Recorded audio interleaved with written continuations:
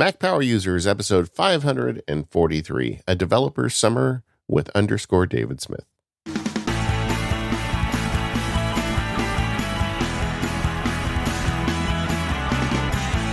Hello, everyone. This is David Sparks, joined by my fellow co-hosts, Mr. Stephen Hackett. Hi, Stephen. Hey, David. How are you? Good. I feel like this week is kind of putting the capper on our WWDC coverage. You know, it finished up last week. We were able to talk about it quite a bit during WWDC, and then we talked about our betas last week. This week, we thought we'd bring in somebody who has a unique and interesting perspective on it. Welcome back to the show, David Smith. Thank you. It's a pleasure to be here. I mean, it's an honor to be on Mac Power Users, so I'm glad to be able to kind of come and lend a developer perspective to all the announcements that we just had.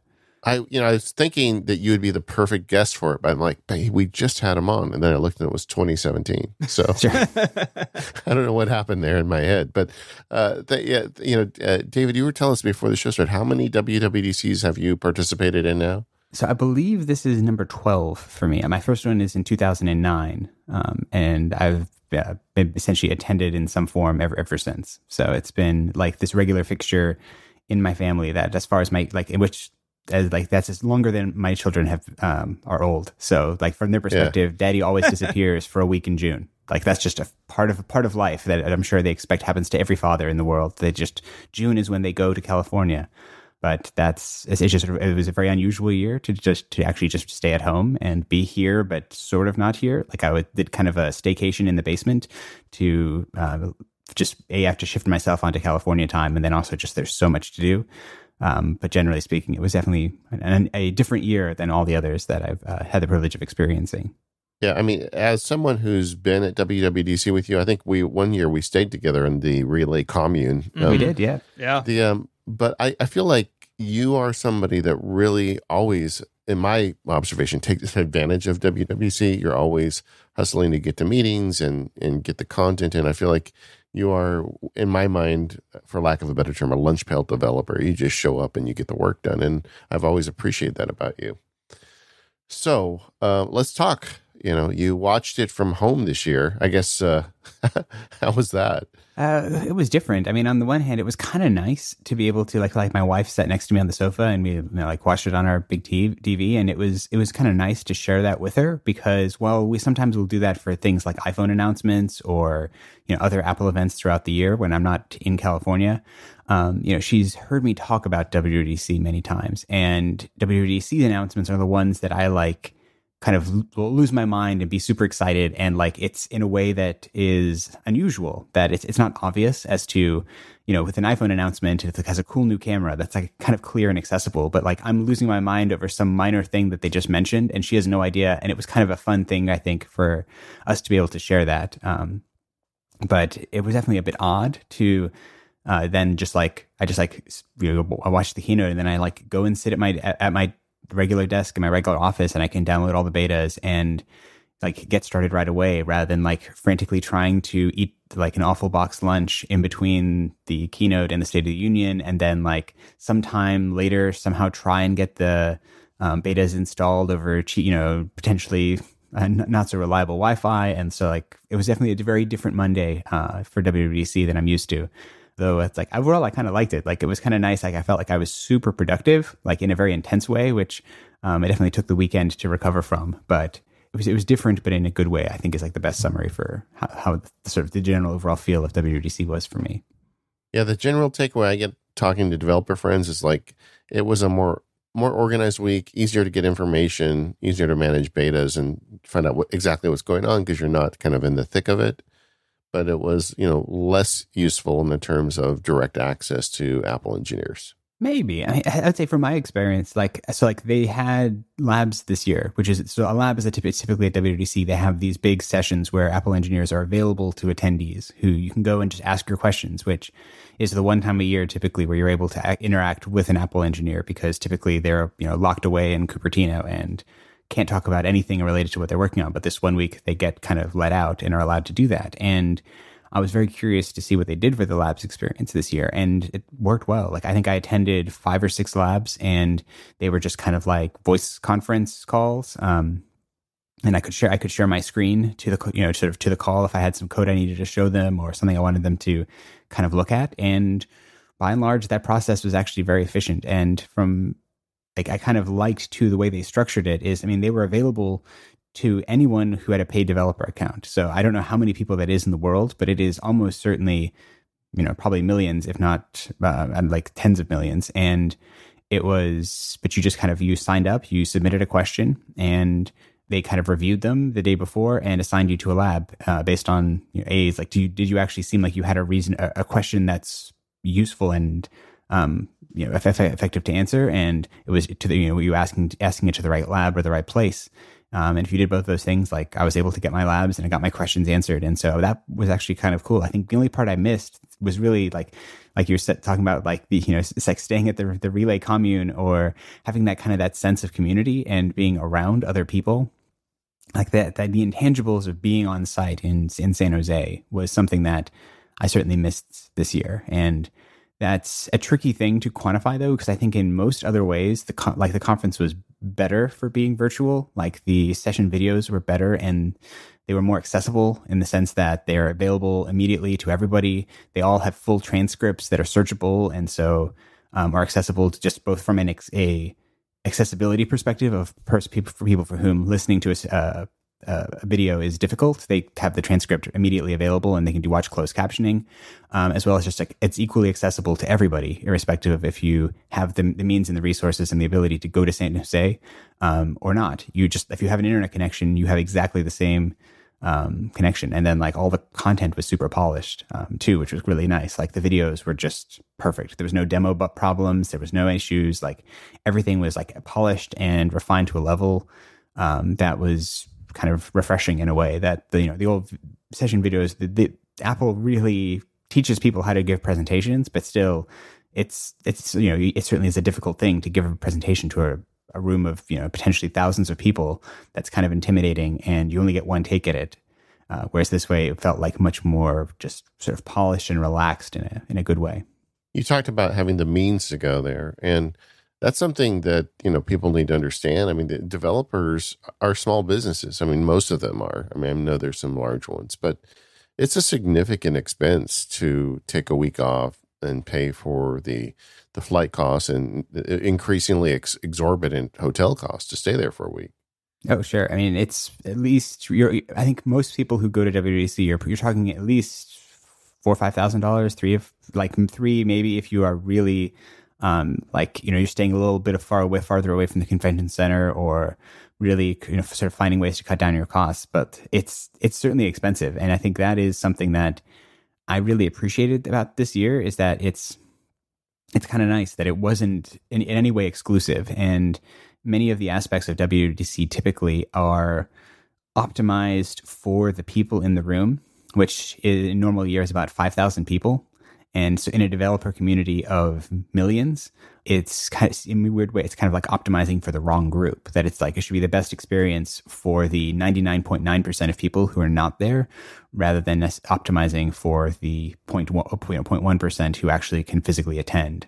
And so I think that like the accessibility and I love how egalitarian in many ways that is. Like if you have the energy and the effort to want to go there and really focus on the videos and download them all and like be there day one, like I was last week, like good on you. You can do that. And you are in no way behind somebody who was able to go and to be in the room. So I really like that kind of accessibility aspect, because, I started out as a small developer with it was just me and my laptop, and I'm still just me and my iMac Pro, but it's, there were times when it's like, this was very much my side hustle that I was trying to get off the ground, and I had to fit it into kind of other consulting work. And it's kind of nice to think about, if I think back to those days, this format would have been way better for me. Rather than I remember the first time I went to WWDC in 2009, it was a big deal, and it was a significant cost for me and my family. And at the time, actually, it's we had just had my son. He was, I think, 3 months old when I went, and it was just but it was this thing where I felt like that was the only way that I could really have the experience that I needed in order to get my business up and running. And so I had to do it, and I don't regret doing it, but I kind of like that if I was in that circumstance and this is the format, I wouldn't be in that place, that I would have had to make that hard choice.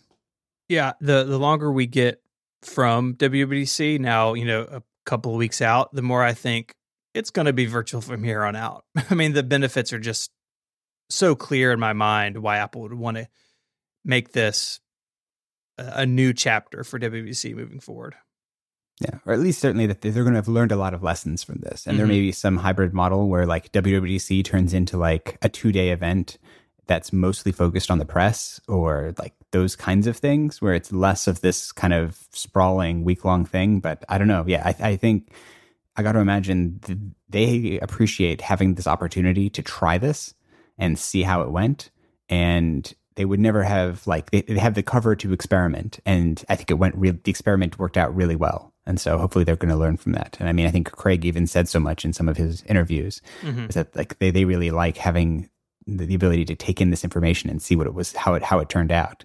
Well, it's got to be a lot less stressful for their engineers. I mean, I have Apple engineer friends who speak at WWDC, and like you have lunch with them the day before they speak, and they're a basket case because these are people that aren't used to speaking, and they put this tremendous amount of energy into these things. Whereas when it's a pre-taped thing, if you make a mistake, you just re-record that, and it's probably takes a fraction of the amount of time for them, and they can get on with their lives. But the downside, though, I mean, without a doubt, one of the factors in your success, and it's just a factor. I mean, obviously, David, you're an extremely talented developer with all the apps you've made. But, these relationships that you make and going to WWDC, I would argue, is a big help. I know for me, it's a big help getting to spend time with people like you. And I do think I'll miss that if that's what we end up with, something that's always virtual. Same. Oh, sure.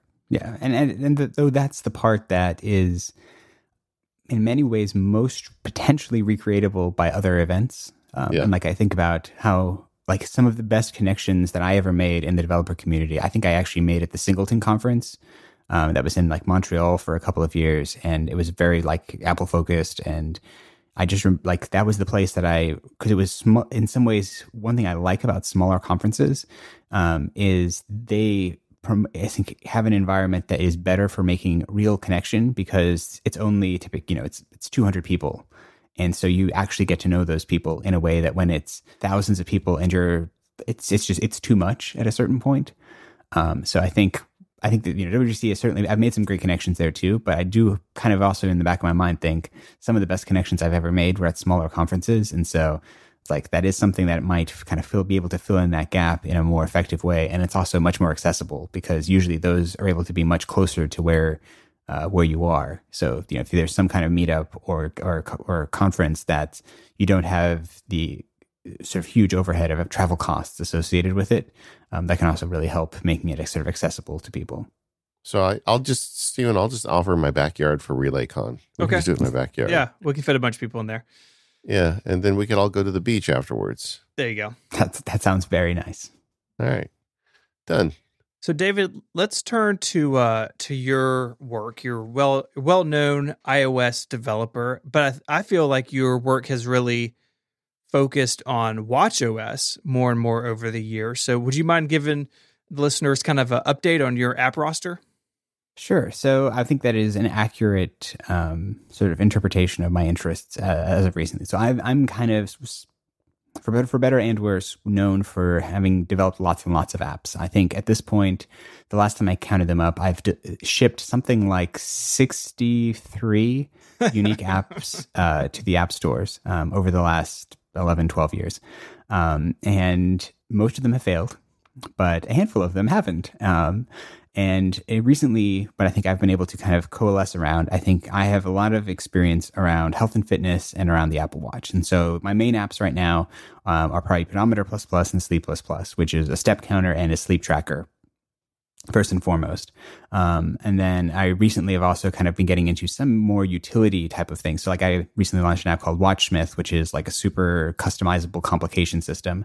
Or I have Calzones, which is a sort of time zone oriented calendar. And sort of has associated a lot of actually like complications and widgets with it there.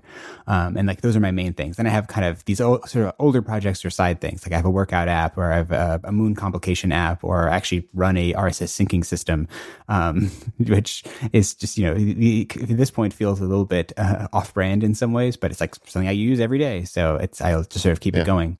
That's Feed Wrangler for listeners. I'm a subscriber, and it's an excellent service. Great.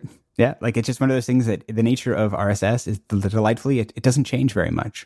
So like every now and then I have to go in and do some work, but like RSS is very much the same thing that it was like a decade ago. So I can just keep that running and it works well. But like certainly my focus, and it's like ever since 5 years ago when the Apple Watch first came out, like I just saw it as a platform that I don't know, like I have a passion for. Like I really enjoy making it. And I think I also helps that. So when I started working on Pedometer plus and getting into step counting was the first time I ever had the experience of making a health and fitness related app. And the experience of that is just so rewarding in a way that all of my other projects had never really kind of been. They were like, I can, when you get a customer feedback that says like, your app was instrumental in me recovering from an injury or recovering from an illness, or it's helped me to lose 50 pounds. And like, it's the kind of feedback that as much as I like to think that, my calendar widgets are, changing the world, like they're not affecting people's lives in nearly the same way. And so I think as soon as I saw the Apple Watch and I had that experience on the iPhone with step counting, it's like, this is a platform that I think I want to invest myself into, that I want to really be an expert in. And it's been a bumpy road. Like watchOS has gone through all kinds of really interesting and weird churns along the way, but I feel like it's a place that I really enjoy working, and I like the impact that it can have. And so like that's where I'm going to keep focusing. And like I expect most of the summer, like my efforts are going to be on watchOS, trying to push the boundaries and take advantage of the things that Apple is opening up there for me. And so I can make my step counting, my sleep tracking, my widgets, my time zone stuff, all of those features more rich and more capable. But that's like where I love going, and that's kind of where I think I'm settling into as I found my groove as a developer, is if I make sort of primarily health and fitness related things, primarily focused on the Apple Watch, like it seems like a great niche that I've kind of been able to focus into. And I kind of it's worked out as a business as well as it's also been really rewarding, kind of as a person. But I would argue that you go beyond health and fitness. I feel like you're almost the watch expert, for lack of a better term. I mean, if you go to WWDC and you see David Smith walking around, he's the guy that has 2 Apple Watches on, because he's usually wearing one beta, And the WatchSmith is a great example for me. It's not a health and fitness related app, but it is a tremendous improvement to the idea of complications on the Apple Watch. I mean, for the longest time, I just wanted something that could give me today's date that 50-year-old eyes could see. And you made this app where you can customize exactly what the complication looks like. And then when you tap it, a whole bunch of other stuff happens. And I wanted to talk to you later today as we get deeper in the outline about what the idea of multiple complications does, because I feel like you're the guy. I mean, when I install the beta on my watch, I'm thinking, I got to get an email to David because I want to see what he's doing. Yeah. And I think that's certainly true. And I think I just love I love the Apple Watch. I mean, it's a bit of a joke, but yeah, like I've entered into the phase of summer where I will have at least 2 Apple Watches on me at all times, both so I can run the betas and make sure that I understand what's going on. And then it is not uncommon in my household for me to have like 3 or 4 Apple Watches on my wrist, because it's many of the things you can't test except for by doing something. If I want to test a workout mode, I have to do a workout, or I want to test a night's sleep, I need to sleep with my watch on. And so if I only get one shot at it, I want to kind of do maximal data collection. So I will sometimes look quite silly with my 3 or 4 Apple Watches on. You got to do what you got to do. Yeah. This episode of Mac Power Users is brought to you by our friends at Smile and the excellent Text Expander. Visit textexpander.com/podcast to learn more and get 20% off your first year. Text Expander boosts your business's productivity by allowing your team to communicate smarter, faster, and more consistently across all of your channels. This ranges from everything from support emails to responses on social media. This app is built with collaboration in mind. You don't have to reinvent common email and message replies every time you need them. you can store them in Text Expander instead. And that means as new information is available or you change your language, you know your customers are having a consistent experience no matter what part of the organization they're interacting with. You can use these snippets anywhere you type: Slack, Trello, Google Docs, email, web browsers, basically anywhere. Text Expander for Teams makes it easy to manage and share these snippets across your entire company. And because it's available for Mac, Windows, Chrome, iPhone, and iPad, no matter how your employees work, they have access to Text Expander. So once again, visit textexpander.com/podcast to learn more, and show listeners will get 20% off their first year. Our thanks to Smile and Text Expander for supporting MPU.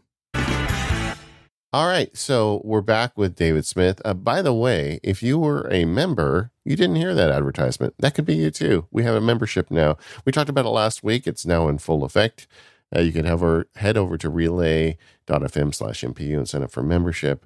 And then you can become a subscriber to the More Power Users show, where you get this show without ads. We're also going to have additional news content. In fact, Stephen and I have the first segment of that planned for after today's show. So if you're in the More Power Users feed, you're going to hear us talking more about the idea of a touchscreen Mac.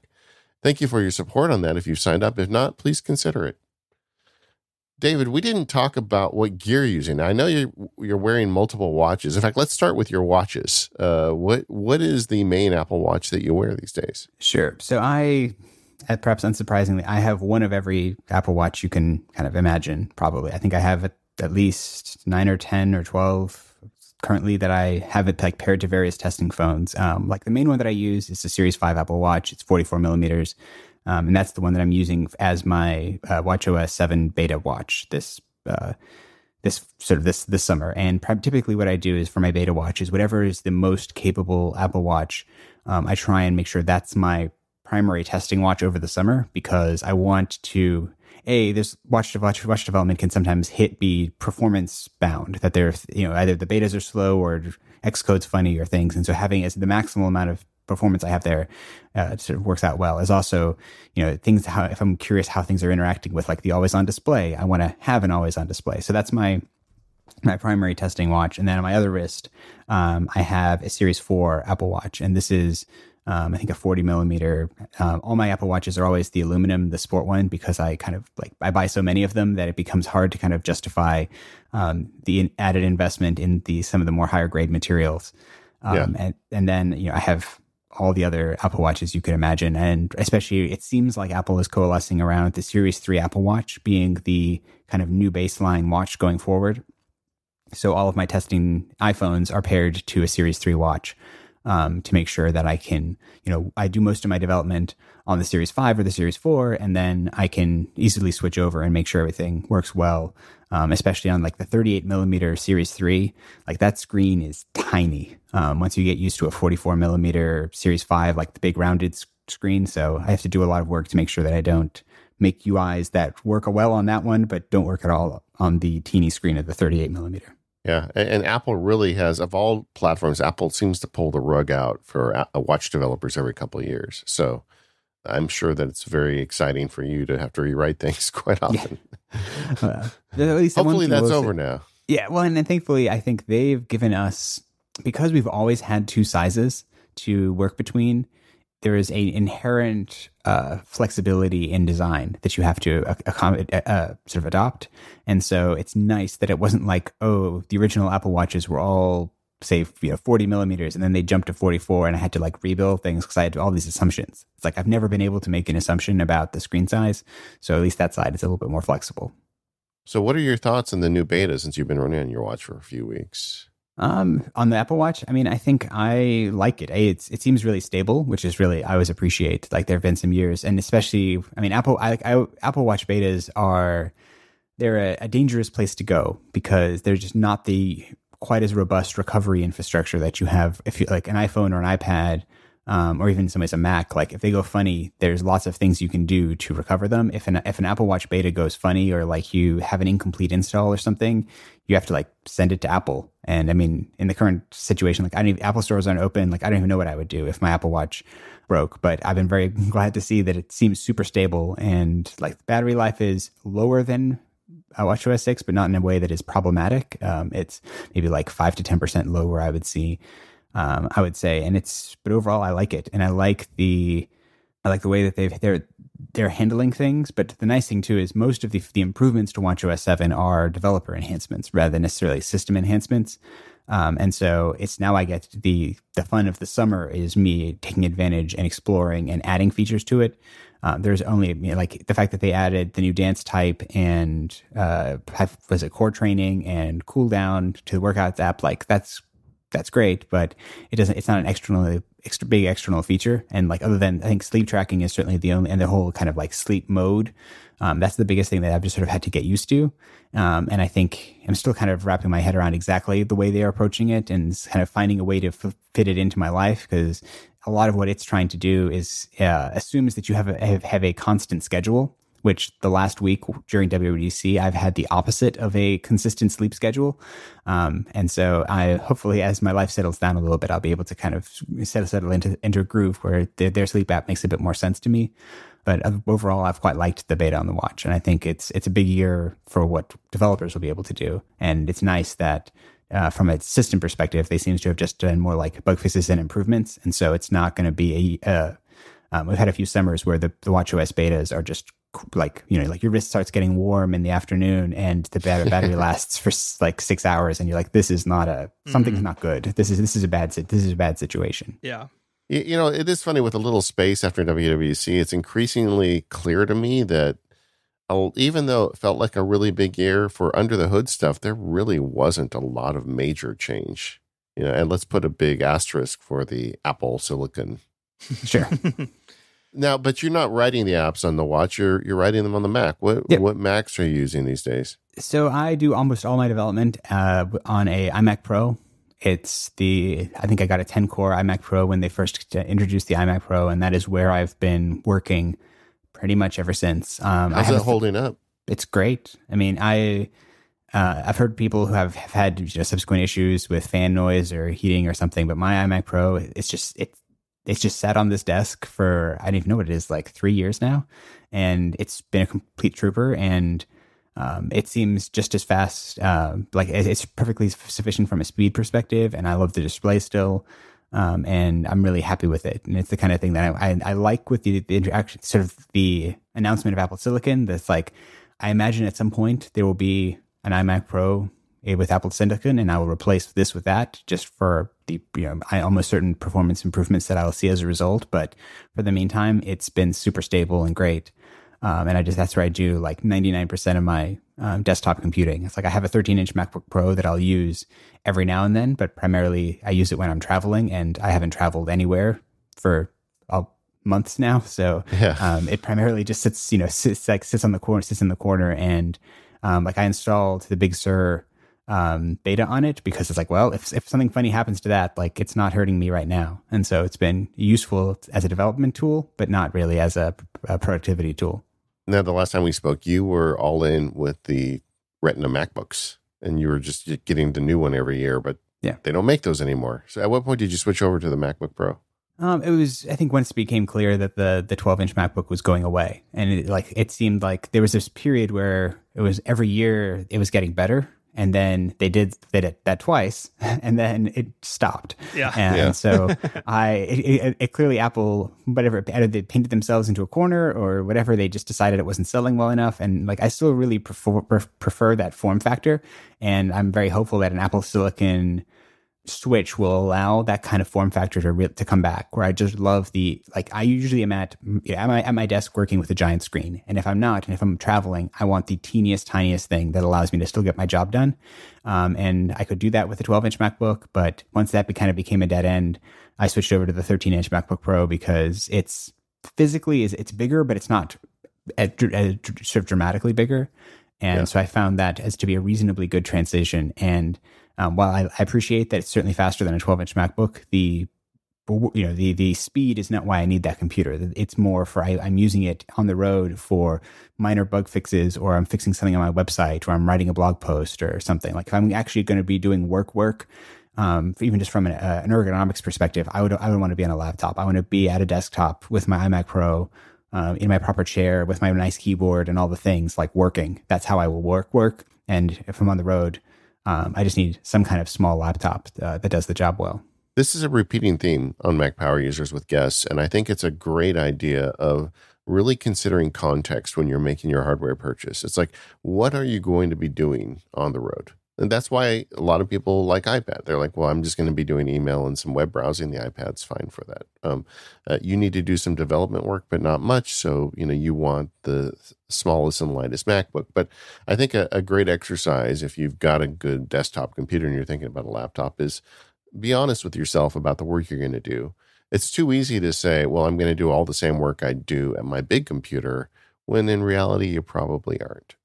Yeah, I mean, for me, it's the exact opposite. Like, I philosophically like the idea of a tiny laptop, but for what I need my notebook for, it just doesn't pan out. And, when I've tried it in the past, I'm like, I always end up on the biggest one. Yeah. But I think that's good advice, definitely, to consider like what you actually need. Yeah, but I mean, in your case, the context is you're going to be recording live shows with massive amounts of hardware. Right. And you need a computer that can handle that and have the number of inputs to handle that. Mm-hmm. So that is, I think, the same philosophy, just it means the logical conclusion for you is you need a fancier computer. That's what I keep telling myself. That's what we keep telling your wife. Yeah, my count it. And what about iPhone and iPad? Are you a big iPad user? I don't know. I've never seen you using one. I'm perhaps the opposite of a big iPad user. I believe so. The newest iPad in my house is the first generation of iPad Pro.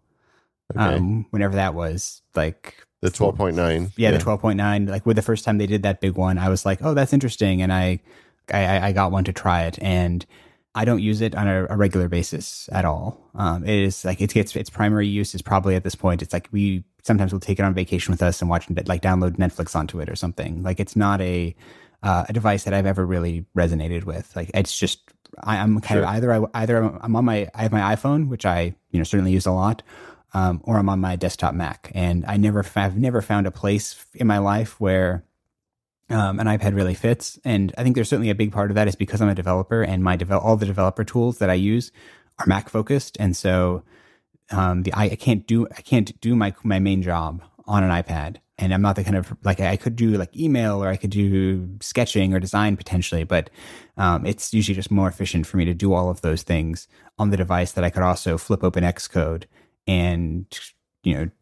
write some code as well. And so it's never really fit into my life. And so it's like I use an iPhone all the time. Like I have an iPhone. What is this? The 12 Pro, 11 Pro? I don't even know what they are anymore. Like whatever that, like I usually have whatever the latest iPhone is, I have whatever the smallest version of it is. And that's what I use.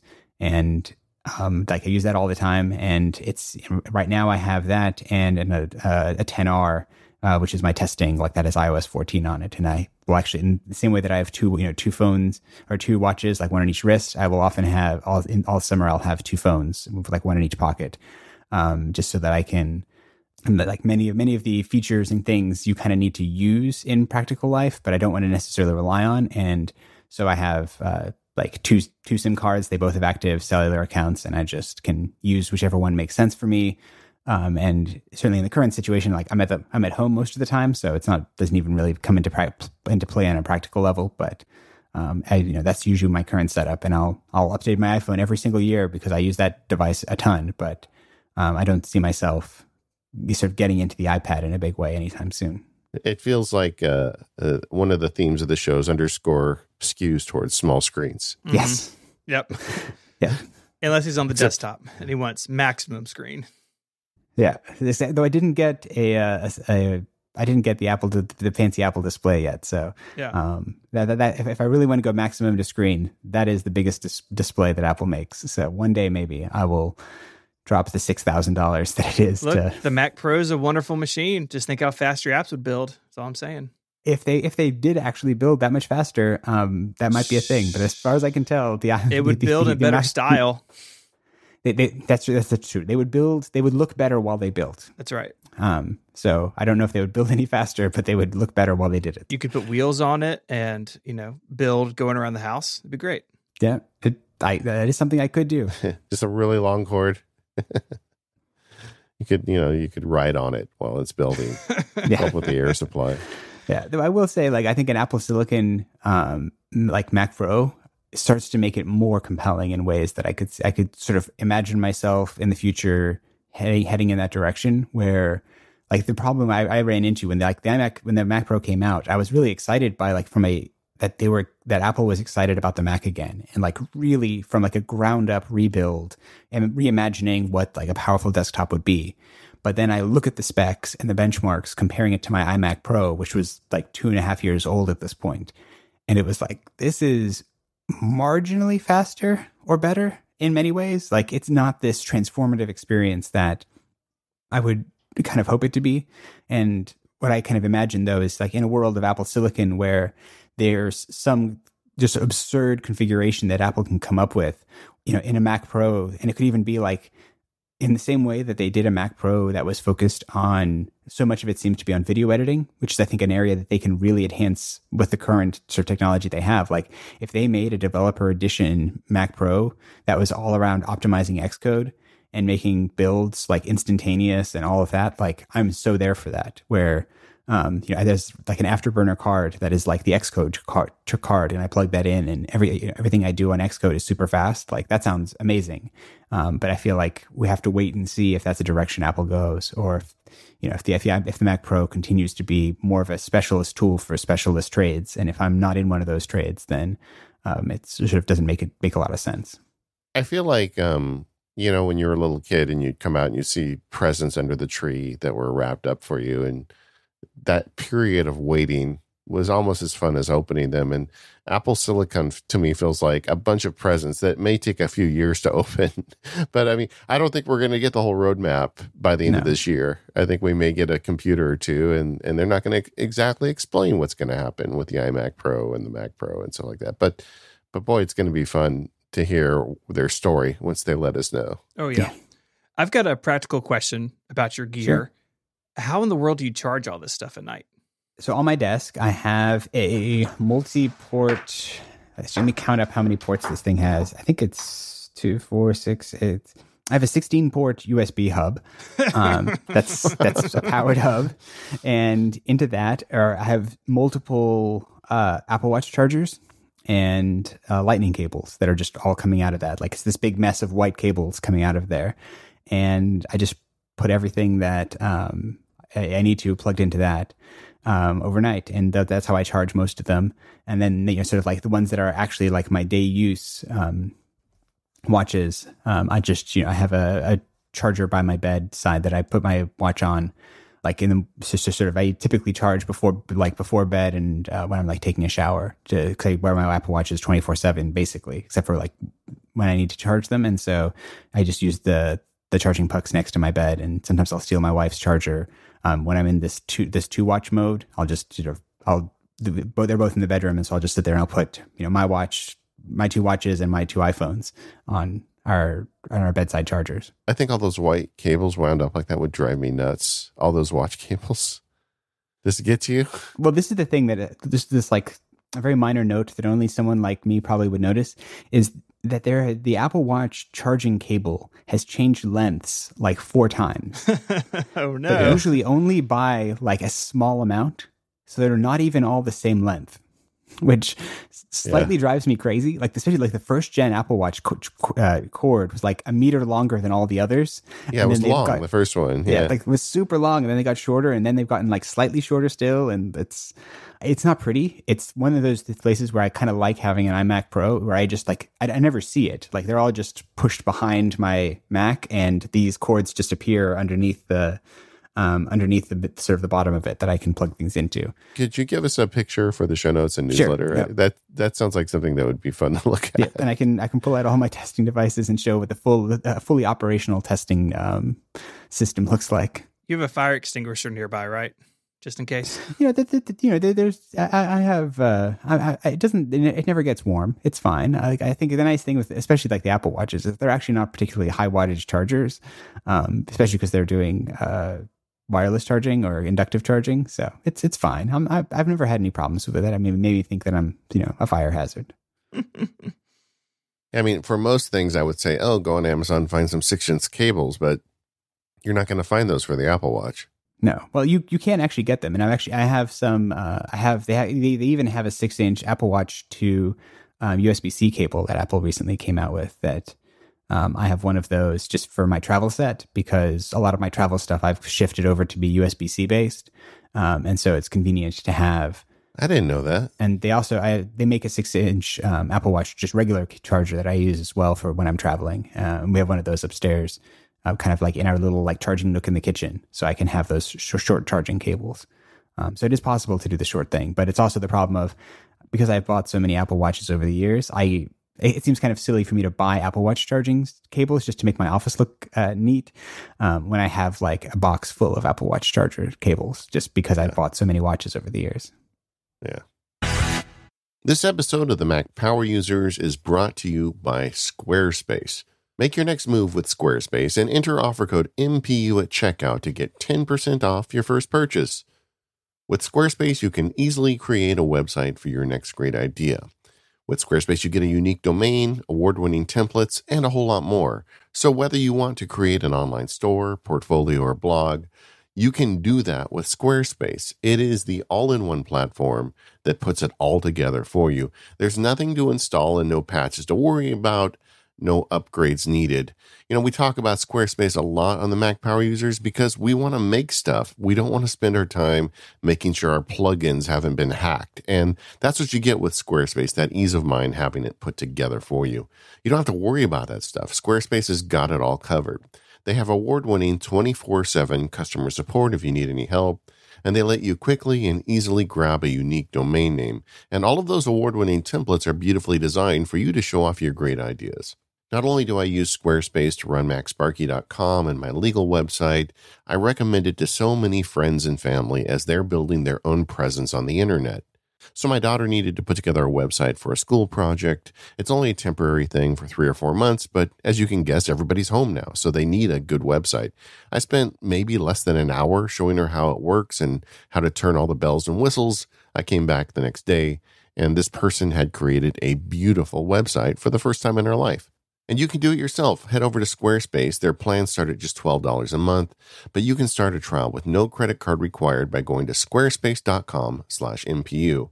When you decide to sign up, use the offer code MPU to get 10% off your first purchase of a website or domain and to show your support for the Mac Power Users. We really appreciate that. Once again, that's squarespace.com/MPU and the code MPU to get 10% off your first purchase. We thank Squarespace for their support of this show and all of Relay FM. Squarespace, make your next move, make your next website. So coming off of WWDC, we know that a lot of developers, including yourself, their sort of summer and fall is dictated by what Apple says in June. And I'm curious, sort of on a broad scope, and then we can get more specific about this year, what does that timeline normally look like? Like, what's a regular summer for you as a developer? Sure. So I think it's definitely true that like my developer year, like in the way that you would hear about like an accounting year, like the developer year starts in June. And typically when WWDC is at the first week of June, it's even more strongly this way that like, so like June kicks off when the developer season starts. And so we get all of our announcements in June, and then we just sort of get this regular cadence of betas and updates all summer. And typically those come out about every week. Sometimes it's every 2 weeks. It just sort of, this just depends, I'm sure, what's going on internally with Apple and their sort of QA process. And then usually we'll get the announcement of the new iPhones and the public announcement of like the launch date for the new OSs. We usually get that, I think it's the second week of September, and often launching the following Wednesday for the OS and the following Friday for the iPhone. And so then so from my perspective, my goal usually is to have my updates ready for that by the end of August, that I feel like that's a good, safe place. for me to be in terms of things being ready. And then often, usually, there's some interesting opportunities that appear at the iPhone announcement that are, there's features or things that are going to take advantage of the new hardware. And so I try to leave myself slack such that I can, if I need to squeeze in a feature at the last minute, I'm not working on the updates I've known about for months. I'm able to focus on the new stuff. And then the fall is usually dealing with kind of the new devices, any new announcements that happen in the September events, and then also just kind of filling out that, because as much as I'd like to, I never am able to get everything done in the summer that I would like to. And that's sort of with the goal of trying to be having everything buttoned up and ready by December, which is still, especially on the Apple Watch, is a big time of year. Like I see massive jumps in Apple Watch adoption every single Christmas day. Like if I look at my analytics, there's always this like step function that happens from December 24th to December 25th. And so I always try and make sure that all my apps are kind of like in a good state and featureable, and like people want, it's like everything's ready so that if there's this big influx of users in sort of at the end of December, beginning of January, that I'm kind of ready for it. And then the rest from there, the year kind of tends to wind down back towards the next June, where it's a lot more kind of exploratory features or being creative. Or if I'm ever going to launch a new app, it typically, the most likely time for me to do that is going to be kind of in that early spring timeline, where it's kind of, I'm not dealing with compatibility issues like I was over the summer. I have this kind of fresh time that I can work on new and interesting things. And then like gearing up for the next June, and sort of like the cycle continues. And that's the way it's been going, for years and years.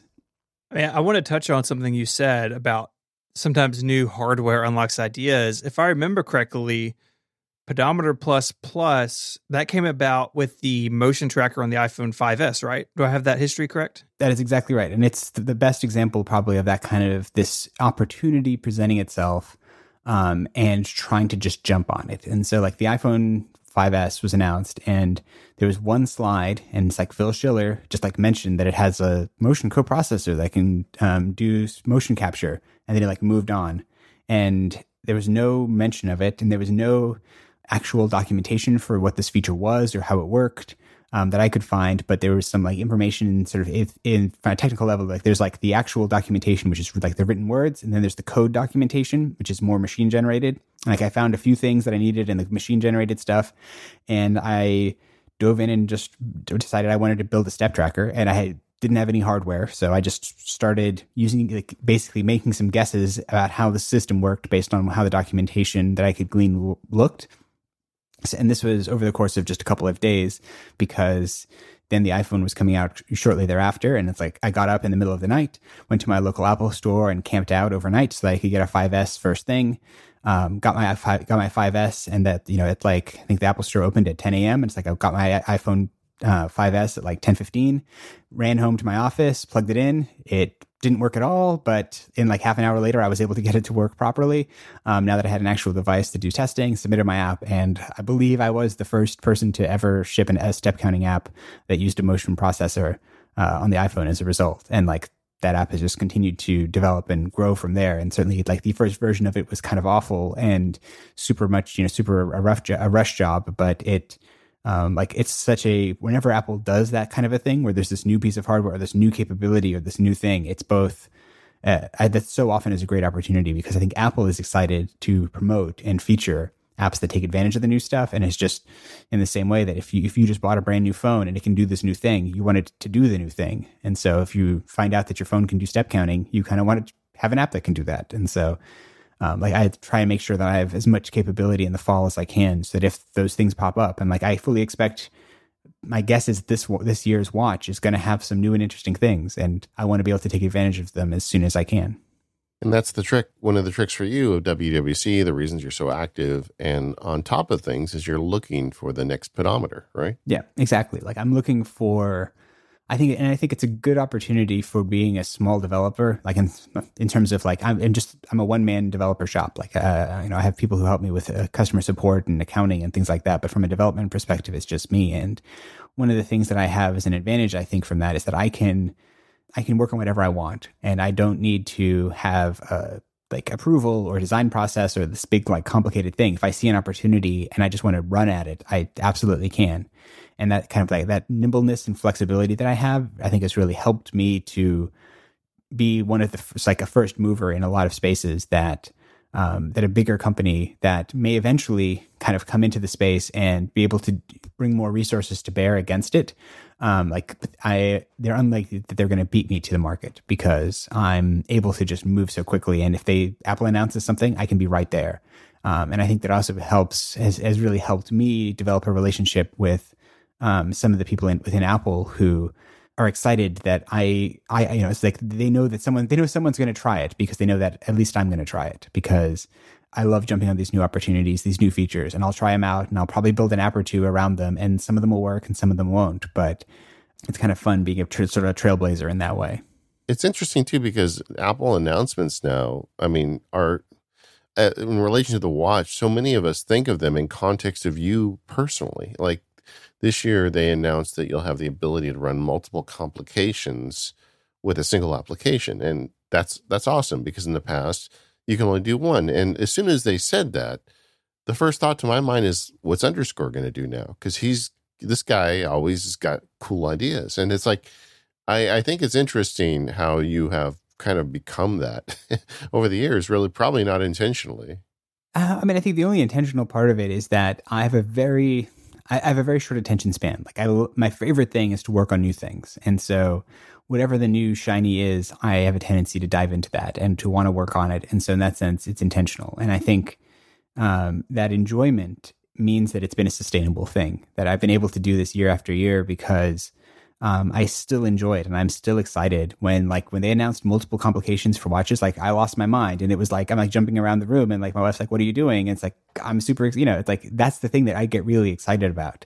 And so it's fun and exciting to still have those things where when they announce something new, I get excited. And when I get excited, I want to start making something. And my favorite part of WWDC is the number of whenever I get to the opportunity to go to open Xcode and say file new project. And I start working on a new app because I have a new idea or a new thing that I can do that wasn't possible before. And I live for that. And so it kind of is this virtual cycle of I can, as long as they keep making new stuff, I will keep taking advantage of it. And I think it reinforces, and it's like Apple likes it when developers take advantage of things. And I think I also I've certainly heard other experiences that it's nice in some ways for, I can often find where the rough edges are because there very often are many rough edges, and I can help other developers to sort of navigate the process because I've gone through it first, which is often, I think, a helpful thing just sort of more broadly within the community.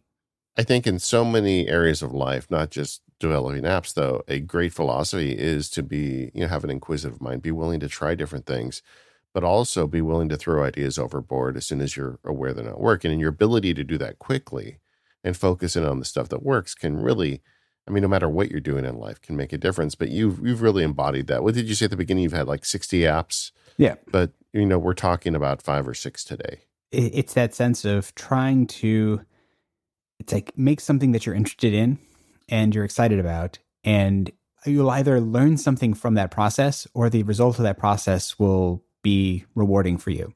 And while most of the apps, like I said, you could look at it as though that I've launched 55 failed apps, which sounds bad. That sounds like a negative thing that was that was a waste of my time. But for every one of those apps, I've learned something, and I now have a new tool in my tool belt. And there are many times that I will go back still to this day and I will pull little snippets of code or things from some of those applications that I made that never went anywhere, that, I launched and maybe they sold a few copies and then crickets. No one ever cared about them ever again. But the process of building it is how I'm now able to adopt technology really quickly. And I've developed the skills and it's almost like the muscle memory of how to do this by having lots and lots of repetitions and by really working at it. And I think anytime with any craft that you have to, it takes a certain amount of just pure repetition of doing it over and over again before you get really good at it. And, in the same way that for podcasting, if I go back and listen to my early episodes that I did podcasts of, it's really rough and not great, but once you've been podcasting for, like 10 years, you start to get to the point of like, actually, no, now it's okay. I can do this. I know how to speak extemporaneously, and I got better. And I think for me, with me, that's been development. But I think the broader lesson of that is definitely applicable to almost any trade where you just have to do it and not worry necessarily that the first time you do something, it has to be perfect. It has to be amazing. And it has to like be the thing that like rockets you to success. It's like, most likely it won't be. More likely it's going to be like, I think I think Pedometer was probably like the 30 or 40th app I wrote. And that was the one that really like took off and has been successful and continues to be successful to this day. But like, if I hadn't built the 30 before it, I probably wouldn't have been able or had the confidence to sort of seize that opportunity when it presented itself. Yeah, I remember reading the Stephen King book about writing, and he had a peg in his desk where he put all his rejections, and there were so many rejections before people actually wanted to buy his work. Yeah. Same thing. Yep, exactly. One part of this cycle is beta testing. I know some developers have basically public test flights. Other developers basically handle it in-house. What's your approach in sort of letting other people see what you're working on before it's ready? So I've never done a public beta that I can think of. I find that the overhead of doing that rarely exceeds the benefit that I would get from it. That, in terms of I don't want to I'd probably need to like create a Slack or some kind of conference or forum or have lots of emails or something. Like, it just doesn't seem like it scales very well for a one-person developer. So what I tend to do myself is almost all of my testing is just done by me, and I have lots of devices, and I do my best to kind of try things out, and then I'll do limited private betas is typically my approach, where I will give the app to either kind of like friends or family or other developers, or sometimes there's particular communities that I'm trying to target that I will sort of reach out to and do some work in, like it's an accessibility thing, or like there was a feature where I was adding the wheelchair.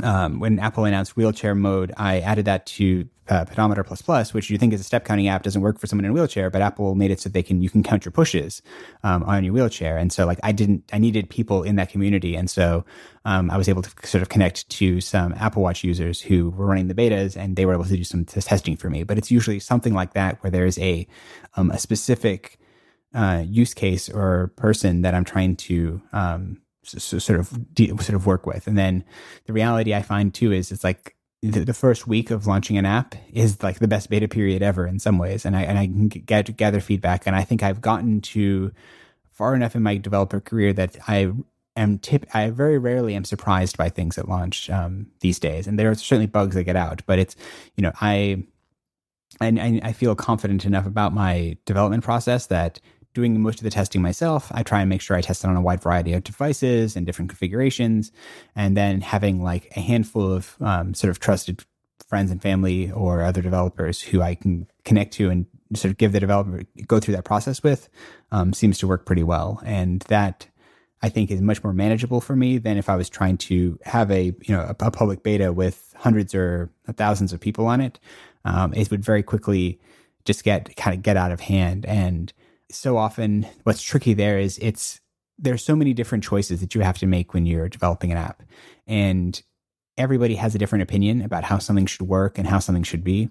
And so often in the development process, like I have enough difficulty navigating my own thoughts about which is the right path to go. And if I got 20 different voices mixing into that as well, I feel like it would be much, much harder, and I would kind of feel paralyzed by choice at a certain point that like there's some people who I can reach out to if I am struggling with a design question or with a functionality question or a usability question or accessibility question, and I can get like targeted feedback. But I tend to, from a beta process, not do it nearly as much as I think certainly some developers do. And that works for me. I like keeping myself sort of keeping it simple and lightweight and not kind of going crazy with it.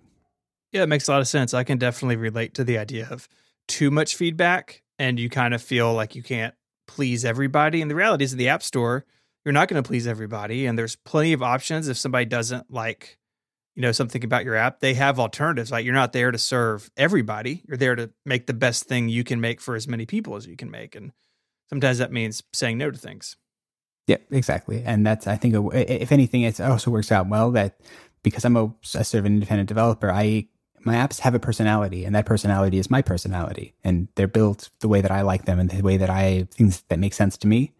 And if that's not for you, that's great. But I can't make an app that isn't me because like I'm the only one making it.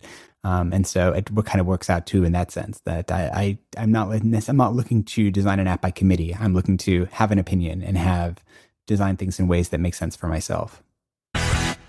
This episode of Mac Power Users is brought to you by DevonThink, the flagship product from Devon Technologies. DevonThink is a professional document and information management application for the Mac. It helps you collect, file, organize, and edit all kinds of documents, and you can search and annotate them right there. It can become your digital organizational heaven. You can archive all of your email with the enhanced email archiver, scan paper documents with the revised scanner interface, and even imprint PDFs with custom stamps before giving them to others. One of my favorite features is DevonThink's ability to pull in information via RSS feeds. So I have the entire history of all of my podcasts all in one place. DevonThink lets you organize your documents any way you want. You can create smart groups to create different views of your data, and the integrated AI assists you with filing and searching. It lets you automate your workflow by creating smart rules and flexible reminders to any document. They even let non-programmers like me easily automate many parts of the application, so you can delegate the boring, repeating tasks to DevonThink. You can also sync your data securely between your devices, using your preferred web storage or even directly on your local network, so you can take your data with you with DevonThink's iOS companion app. You can get 10% off DevonThink 3 or upgrade to it now. Just go to devontechnologies.com/MPU. That's devontechnologies.com/MPU for 10% off. Our thanks to Devon Technologies for their support of the show and Relay FM. So, David, Sleep Plus Plus is one of your best apps. I use it all the time. And this year, Apple announced sleep support on the sleep tracking on the Apple Watch. Yep. How'd that feel? So, I mean, it's a funny thing. So I've known that was coming forever. Like sure. not based on like specific, insider information or anything, but it always seemed inevitable that Apple was going to make sleep tracking.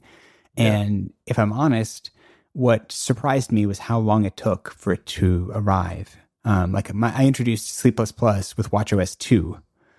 So this was about 4 years ago, I guess, that it sort of launched and became public. And I kept every year. I've always thought that it was going to be announced at either WWDC or with the new watch every single year, and it never has. And now they finally kind of have. And you could say that the app's been Sherlocked or whatever you want to say. Like whenever Apple implements a third-party feature as a system feature, but because I've known that it was coming, and it was always kind of like I've been planning around and kind of expecting what that was going to be. It wasn't a big surprise, and if anything, honestly, it's a bit of a relief. That I finally know what Apple's sleep tracking solution and approach is going to be. It's a kind of a helpful thing. And if in a weird way, like I wasn't sure, I never knew how it was going to go. Like if they had built something that totally like eliminated the need for third-party sleep trackers or outlawed it or changed something they were doing something that I can't do and it would make my app look silly, like that would have been unfortunate. But if anything, the way that they've gone with sleep tracking on the Apple Watch, I think gives me an incentive to double down on Sleep Plus Plus and continue investing in it, because they're going to create interest in sleep tracking for the watch, but their solution for it is very sort of straightforward and simple, which is, I think, a good approach for Apple to take as the platform vendor. But as a third-party developer, it means that they've left open this huge range of possibilities that I can jump into, and I can fill those gaps that Apple isn't going to fill. And there's going to be people who are interested in sleep tracking who now have the ability to who even think about their Apple Watch as a sleep tracker. Like the hardest deal that I have to deal with as a maker of a sleep tracker for the Apple Watch is people have the expectation that sleep tracking isn't something that the Apple Watch does. And now Apple's going to say it does. And if you go to an Apple store, it's probably going to have, sleep tracking right there on the thing next to the Apple Watch or up on the wall. There'll be a big picture of like someone asleep with their Apple Watch on, like whatever it is, like they're going to get that message out in a way that I never could. And so ultimately, like this is the best case scenario probably for me that Apple has finally done it. So I have the confidence to continue to investing in this app in a way that I didn't want to. Like there's definitely been times where like I never work on Sleep++ right before WWDC or right before sort of like new hardware launches typically, because I always have this fear that it could like that work could be wasted. But the way it turned out, I think this year is the best case scenario for me. And I think that's most often the way this pattern goes, that like Sherlocking is so often seen as just like this universally negative experience. But I can say from my own experience that generally speaking, like more often than not, it is a good thing for developers, unless what you're building isn't so much, it's like if it isn't an app, it's a feature, and like Apple implements the feature, and then now you don't, the purpose of your app goes away. Like if you had made a flashlight app, and then Apple adds a flashlight to Control Center, your purpose for existing doesn't matter, just sort of goes away. And so like those kind of Sherlockings can be destructive. But for a lot of these situations where if you have like a rich capability that isn't like one thing, it's very unlikely that Apple is going to build out a feature that kind of totally eliminates the need and purpose for your app. Yeah, I kind of jumped over things. If listeners don't know what Sherlocking means, Stephen, you want to explain the kind of the etymology of Yeah. So way back in the day, there was an app called Watson. We're talking like Mac OS 8 or something way back. Watson was this app for searching local files on the web, and then Apple shipped Sherlock, which they kind of made a joke of the name, but it looked and acted basically the same way. Especially Sherlock 3 in particular was really pretty brutal copy. That was with macOS 10.2, I think. So this was a multi-year thing. And so now, getting Sherlocked is when Apple takes your idea and builds it into the system.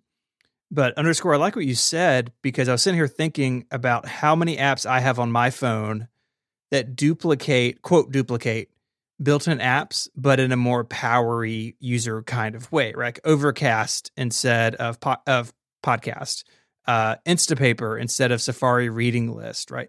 Fantastical instead of calendar. It's a huge market out there, and there will be people, I think you're absolutely right, who say, oh, my watch can sleep track, and they'll be the kind of person that just wants the best thing, or they'll start with Apple's and they'll hit some sort of limit with it, because I've seen some reporting on it. It's definitely smaller in scope than Sleep++. I say, oh, I wonder how I could push this farther. And then, you'll be standing there with your app ready for them. I think if anything, it's an opportunity for developers to make their app better and more robust, as opposed to just kind of throwing in the towel. I've been running the beta, and I was looking at my sleep data in the health app. And if you scroll down, it says Sleep++. I mean, your app is essentially advertised in Apple's health app where they're displaying sleep data. So it really is a direct line if you want more data to your app. Yeah. And I think Apple, they want the ecosystem to be robust and rich. I think that is clear from the way that they design these things. Like, it is not their intention to like come in and like destroy the ecosystem. I think more often, like their goal is to like have that kind of rising tide lift all the boats. And I think that is certainly clear in this case, that they could have gone in a lot of different directions with sleep tracking. And the approach they took is, it's much more focused on building habits and doing behavioral prompts and those types of things, which from a sleep health perspective, I think is actually probably more important. And I think there've been some interesting interviews like Kevin Lynch gave to CNET, I think I'll have a link in the show notes about this, but it was a really interesting article where he was talking about like why they aren't doing all of the like sleep segmentation type of analysis that you can do. Say like, you had 17% REM sleep and you had 18% slow wave sleep or whatever it might be. Like, you can really get deep in the weeds, and it's like turning into a sleep study. And he's like, that's actually not usually useful for people. Like, for most people, the biggest thing that they need for sleep health is a regular sleep schedule and getting the appropriate duration of sleep. And especially because sleep is a weird kind of health metric, because it's not as much in your control. So like if you say you want to close your activity ring it says like, you're trying to get through 30 minutes of exercise and you only have 25. Well, you can go exercise for 5 minutes. That's a choice you can like actively and proactively make and to improve your health. But sleep is always a little funny because there's only like, you can't decide, okay, I'm going to get 26% more REM sleep tonight. It's not something you have choice in. But the things that you do have choice in are like your sleep hygiene and routines of winding down your screen use, having a consistent bedtime, having a consistent wake time, doing all of those types of behaviors, or even like the cool things they're doing where like if you want to have it kick off shortcuts so that you can, change the lighting in your house or start playing certain music or whatever it might be. Like those are the things that I think Apple is seeing as they have the ability to kind of mold your behavior or encourage your behavior to be good in that way. And that's ultimately much better and more important for your sleep health perspective. And I don't think any kind of, because they're a first party app, they can do integrations that, any kind of third party like myself isn't going to be able to do. Like I can't, turn off your iPhone screen or change settings like that. That's never going to be the case. But what a third party can do is if you're trying to build those habits, I can give you much more clear reporting as to your ability, how your progress towards that is, and be able to sort of visualize that data retrospectively for you. And then Apple is focusing less on the data during the night, which may or may not be actually like valid or useful beyond just sleep duration.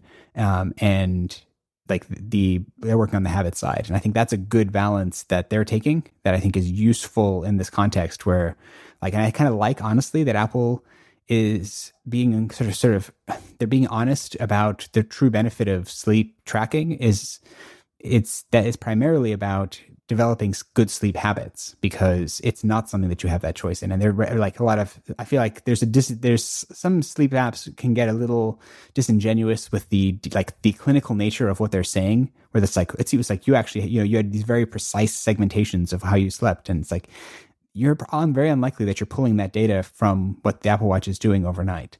At least certainly not in a way that is like clinically accurate. And so instead, it's like focus on the big picture of like, are you getting enough sleep? And that's an answer that I think we can honestly answer.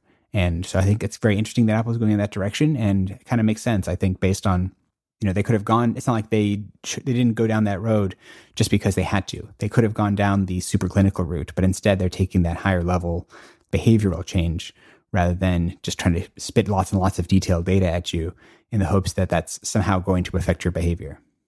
Yeah. I mean, was it garbage in, garbage out? Yeah. You got to be careful. It's just something you're wearing on your wrist. It's not, it's not strapped to your, I guess it is strapped to your body, but it's not, like the traditional sleep study mechanism. And we're not asleep. I'm not a sleep doctor or whatever. Like, I think it's hard to create, like, giving someone, even if it was a clinical level of sleep data, it's the interpretation of that data is tricky and could be based on lots of things, and is also often a tricky balance because sleep is something for many of us isn't something we have control over. Like if you have young children, your sleep is not your own. It's not like you can have all the like nighttime routines, kicking off shortcuts to dim the lights and play soft soothing music that you want. But if an hour later your 2-year-old wakes up with a bad dream, like you're awake.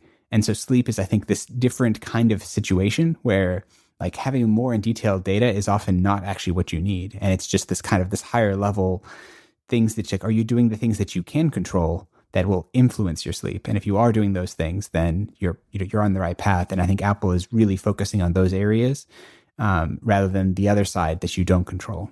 As someone whose 5-year-old woke up in the middle of the night, I agree with you. Yeah. It doesn't end after they're 5. I'll just let you know ahead of time, guys.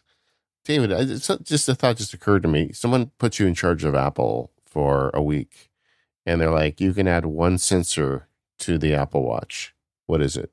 Oh, gosh. I mean, honestly, like the biggest thing that I sometimes struggle with my Apple Watch is I feel like I wish it had better heart rate data in more contexts.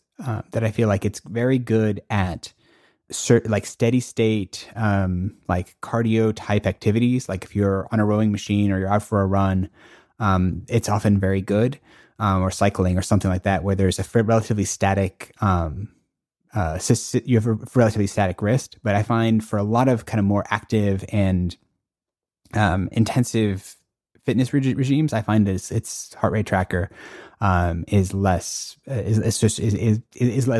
accurate or less consistent. And I think that's something that I know you can pair a third party Bluetooth thing to the Apple Watch, but I always find those to be either uncomfortable or inconsistent. And I think part of me, I think it's not necessarily adding it to the watch, but if Apple made a first party heart rate tracker as a little sort of extra accessory and did it in the Apple way, I think I would love that. As someone who very often doesn't get the data that I would like to see from my workout, but that's something that I think I would definitely would like to see if I see that. Because beyond that, you start to hear these, certainly like there's the rumors of that, at one point they were looking at if they could do blood glucose level monitoring in an Apple Watch. And it's like, if they could do that, like that is amazing. Like my father-in-law is diabetic, and if he, had that kind of thing just in a relatively inexpensive wearable that he could have, and even if it's a backup or an augmentation to his other glucose tracking, like that's huge. Or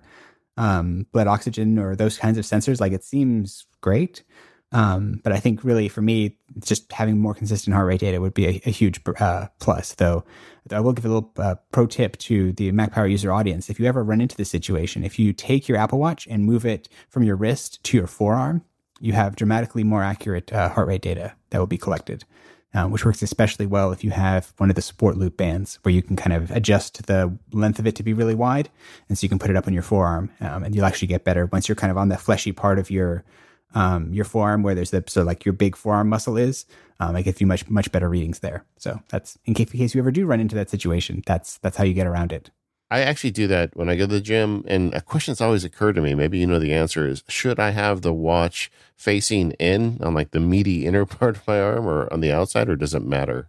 As far as I know, it doesn't actually matter too much. I think primarily what the Apple Watch is doing when it's taking your heart rate measurements is it is looking for blood flow. So it's like just shining a light onto your skin or slightly through your skin, I suppose. And it's looking for like waves that it can interpret as the beating of your heart.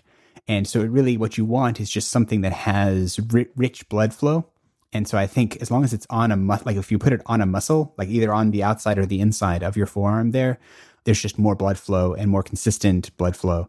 And so it's able to get it, whether it's on the inside or the outside. I don't think that's more probably just whatever's more comfortable for you. But I think it's better there than it is on your wrist, just because the wrist doesn't have that kind of rich musculature that the forearm does. And so you get a better reading when it's kind of in that very stable, just stuck onto a big muscle. In the same way that you can also put it on your bicep, or even I've had reasonable luck on my ankle. You can get a reasonable reading from, but the forearm I think works really well, whether on the sort of outside or inside. Though I will say, slightly related to that question, flipping the crown rotation orientation. So you can have in traditional configuration, the crown is on the right side of the watch as you're looking at it, but you can have it configured so that it flips it around, so the crown is on the left side and the button will actually be then above. But if you do that, and if you're doing any kind of workout that involves bending your wrist a lot, so say like you're doing like push-ups or something, like for a long time I kept having my watch accidentally have its buttons pushed, and so you just flip it around, change the orientation, and then that won't happen because the flat side of the Apple Watch will be towards your hand. Yeah, I did that years ago for the same reason. I would trigger Siri when I was doing push-ups, and that solved the problem. And I'm so used to it now. People comment on it when they see me, like, what's going on with your watch? And I forgot that this isn't the normal way crown works anymore. Yep, no, I'm exactly the same way.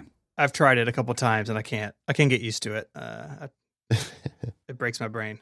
I would also argue that dialing the crown with your thumb feels more natural when it's on the left side. I don't know. You just have to try it. Yeah. So every time we have someone on Mac Power Users, we always like to talk a little bit about apps. And in addition to making apps, you are a consumer of apps. So share some of your favorite apps with us. Sure. So when you asked me to kind of come up with a list, I thought of a couple of things that are a bit more timely, and then some that are just sort of more timeless things that I use. So one is there's the unofficial WWDC app, which is made by Guy Rambo and a couple of other. It's an open source app. But if you have an interest in watching videos related to WWDC, this is a tremendous little it's a Mac app that is I use constantly. That it has really good bookmarking, and you can download videos. And I also like that it lets you change the speed of the playback in a really easy way, and remembers your settings with that. And so I can sort of power through a lot of videos. So if you're interested in wanting to watch some WWDC videos, that's a great place to go. And kind of on the other extreme of that is I would recommend this Swift Playgrounds app, which fairly recently even came to the Mac as well. So now it's on the Mac and the iPad that you can use Swift Playgrounds. And if you've ever thought about being a developer or trying development, Swift Playgrounds is a really accessible, safe place to go. Whereas Xcode, which is like the tool that I use to write my apps, is very heavy-handed and can do all these things. Like Swift Playgrounds is this place where you, just like the name sort of says, like it's a place to learn programming and to play around with things. And they have some great tutorials. Like I'm working through them with my kids right now, actually, and like we're having them work on sort of learning the basics of programming, and it's a really safe, kind of nice way to do it. And I'm really glad that it came to the Mac, because for me, like I said earlier, like I'm not a big iPad person, and I feel like developing those skills with my kids on the Mac feels like it'll have a greater translation to Xcode when we get to there, because they'll kind of be used to how to do that, and they're not kind of dealing with the like in Swift Playgrounds on iPad, you can drag and drop things with your finger, which is great, but it's not how you would do it when you're actually in Xcode. You'd use a mouse, and you want to kind of to build that dexterity. So I recommend Swift Playgrounds. Can I plus one that one? Because I love Swift Playgrounds too. I'm not a developer, but I treat it almost like a video game. Like when I'm laying in bed and my mind is like buzzing with the day, I like to open Swift Playgrounds and solve a puzzle, as Sure. you make these little programs. That's what you're doing. And it's just such a great way to disengage your brain from whatever's bothering you. And I don't know, this is an app I think doesn't get enough love from the community. It's really well done. Yeah, and I'd say on that point too, this year at WWDC, they had a series of puzzles that they published every day.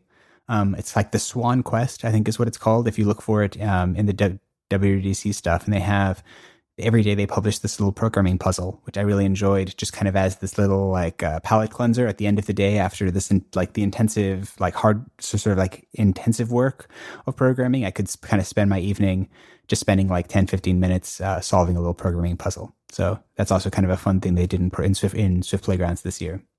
And additionally, so a little tool that I plug anytime I can is an app called Solver for the Mac. I think it's also on iOS, but I only ever use it on the Mac, and it's a visual calculator. So, or maybe in some ways it's almost better to think of it as like a natural language calculator. Mm-hmm. Yeah. So you can just write out expressions that you're interested in. Like I use this constantly when I'm doing programming stuff where I'm trying to do a layout, and if the screen's so many pixels wide and I want it to be so many pixels of padding, what does this end up doing? You can kind of describe with the math that you want to do in words or in equations, and you can just kind of keep going with it. And it's once you wrap your head around what it's doing, it becomes this indispensable way of doing kind of basic calculations. And a traditional calculator where you're punching in the number and then hitting plus or divide feels very antiquated and silly. So I highly recommend Solver. I think they recently came up with Solver 3, but I actually prefer Solver 2, and it's still in the Mac App Store. So that's where that's the app that I use constantly. Like if I open Xcode, the next app I'm going to open is Solver. So this app comes up quite often on from guests, and it's like the love child of a calculator and a spreadsheet, but it doesn't look like either one of them. It's you really just have to download it and try it. I'm the same with you. I use it for all sorts of things because it's natural language. You can have notes in line or like what you're actually counting in line. It is indispensable for me. And the last thing I think you also mentioned is like some favorite apps and services. And I was thinking of services, like what services do I use? And the thing that I probably actually use on the most consistent basis recently has been the Overcast uploads system, which is available if you're a premium subscriber to Overcast. And it's just a way that you can insert arbitrary audio data or audio content into Overcast, and it'll just show up next to all your other podcasts. And this is something I especially use often with downloading YouTube videos, because very often YouTube videos they're videos, but the actual video content isn't relevant to what the content of it is. So like explainers with some animation, but you really could listen to it and learn enough. Yeah, or even a lot of times there's a lot of interviews. Like I ran into this with like MKPHD did a video interview with Craig Federici, and like it's just an interview. They're just talking to each other. So like I just took that and I used the YouTube download scripts, YouTube DL, and then just ran it through FFmpeg to turn it into an MP3 and just plopped it into Overcast, and I could listen to it that way. And it's like I get all the benefits of Smart Speed and Voice Boost, and that I can speed up the audio in the way that I'm used to. And I've just kind of gotten into this workflow now where anytime I want to, anything where I can turn it into an MP3 and put it into Overcast, I do. And it's like an indispensable part of my like day. And I listen to a lot of live shows this way too. So a lot of podcasts, even here on Relay, many of them will stream their show live, and I record those live recordings and put them into Overcast uploads, and so that I can listen to them sort of right away, but with all the benefits that I'm used to when I listen to those shows. I love that you have your own post-production podcast workflow for other people's podcasts. Sure. Is love the right word? No, I'm just kidding. Just kidding. Yeah. Stephen, do you download YouTube videos? I imagine you as a guy who has like a whole library. Oh yeah, I got tons of Apple event videos and stuff, but I also do the same thing Underscore does. In fact, interviews in particular, I will often just strip the audio out of and throw into Overcast so I can listen while I'm working out or in the yard or back when I used to drive places. I think that's a great tool because a lot of YouTube videos don't have to be videos. What tool do you use to download YouTube videos? I do the same thing Underscore does. I use YouTube DL and then I make it an MP3. Yeah, there's an app I got through Setup. I don't remember what it was, but iTube Downloader I think is a popular one. There are several out there for the Mac. Yeah. Well, Dave, thank you so much for coming on the show and sharing what you're up to. I mean, I can't imagine how busy you are with all the changes to Apple Watch and your multiple watches. How many are you wearing at this moment? How many Apple Watches? This is just 2 right now. I mean, this is okay. because I haven't actually built any. I haven't built anything yet, so now I'm just in the ambient baseline of 2 for the summer, and then the additional ones will be added on as I get farther into the development cycle. Yeah, and gang, if you want to go check out some of David's apps, I mean, there's a bunch of them. We'll put a bunch in the show notes, but I'll tell you the ones that really stand out for me are Pedometer Plus, Sleep Plus, and I'm as someone running the beta, I'm telling you, Sleep Plus gives you a lot more data than Apple does, and then WatchSmith, which I think might be my favorite app you make. It just solved so many problems with complications. It's like. And this is a custom complication you can add your watch. He's got different versions. I'm sure you're going to update that when they update the new watch OS. And it's just really great. So you can pick whether it shows the date or whether it shows the weather or a bunch of other different options.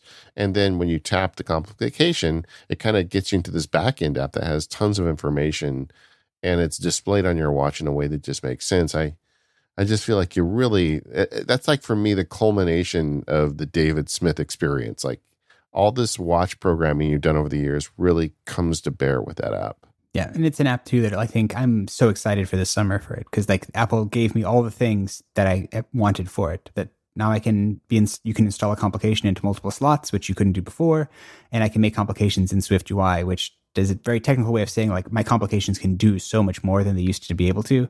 And so I'm super excited for what I'm going to be able to do with WatchSmith this summer. Yeah, and the Feed Wrangler, which is, like I said, when Google stopped supporting the RSS, becoming the RSS feed of the internet, you showed up with Feed Wrangler, and it just works. I mean, I use it. I've used it with 2 or 3 different news reading apps over the years, and once a year, I get the email from you and send in my check or something like that. I appreciate that. And also, if you're interested in David's thoughts about development, he's got a show on our beloved Relay FM. It's called Under the Radar. So head over to relay.fm/radar and subscribe there.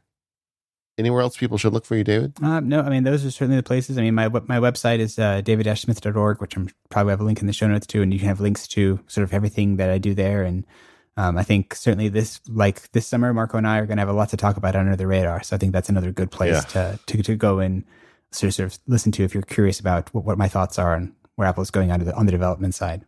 Yeah, it's a big year. It's a big year. Well, thank you so much for coming on the show. We are the Mac Power Users, and We will see you next week with more content and more shows. But for this week, we thank our sponsors, Smile, Squarespace, Devon Technologies. Steve and I will be continuing with more Mac Power Users for the subscribers. And we'll see you next week.